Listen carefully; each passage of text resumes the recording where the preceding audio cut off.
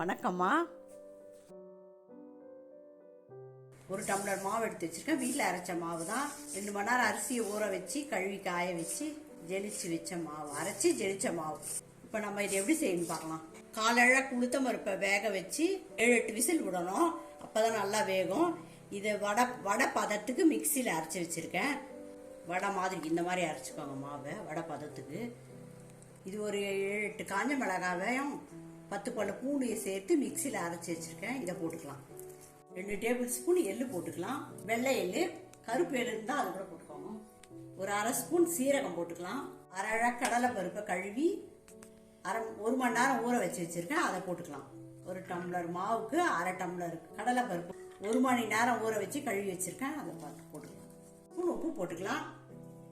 இப்போ நாம் மாவு பிசைஞ்சு ரெடி பண்ணிக்கலாம். ஏற்கனவே வேக வச்சு அரைச்சி போட்ட உளுத்தம் பருப்புனால அதிகம் தண்ணி தேவைப்படாது.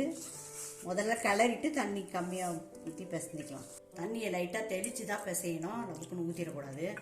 முறுக்கு மாவை விட இன்னும் கெட்டியாக இருக்கணும். ஓட்டை மாவு. 2 டேபிள் ஸ்பூன் பட்டர் போட்டுக்கலாம்.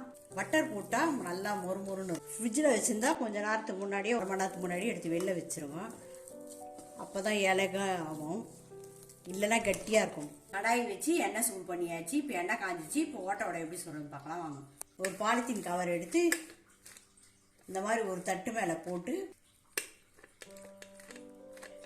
மெலிசாக தட்டினா அப்போ தான் நல்லா முருவலாக இருக்கும். ஓட்டை வடி இப்போ தட்டியாச்சு. இப்போ எண்ணெய் காஞ்சிச்சு. எண்ணெயில் போட்டுக்கலாம்.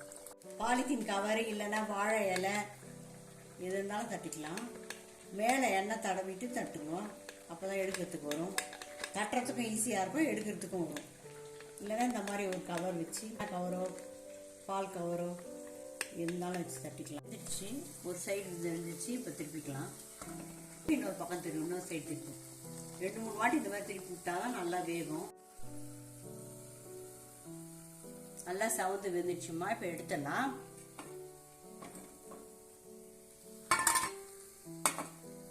இன்னொன்று போட்டு தீயை ஃபுல்லாக வச்சா மேலே மட்டும் செகந்துடும், உள்ளே வேகாது.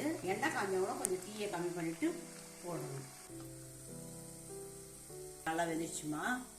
நல்லா செவந்து நல்லா வெந்துடுச்சு. எடுத்துடலாம். இப்போ தீயை கொஞ்சம் கம்மி பண்ணிடுங்க. சுவையான ஓட்டை வடை ரெடி. பாருங்கள் எவ்வளோ மொறுமொறுன்னு இருக்குது பாருங்கள். இதே மாதிரி நீங்களும் வீட்டில் செஞ்சு பார்த்துட்டு எப்படி இருக்குன்னு சொல்லுங்கள். இந்த வீடியோ பிடிச்சிருந்தா சப்ஸ்கிரைப் பண்ணி சப்போர்ட் பண்ணுங்கம்மா. நன்றி, வணக்கம்.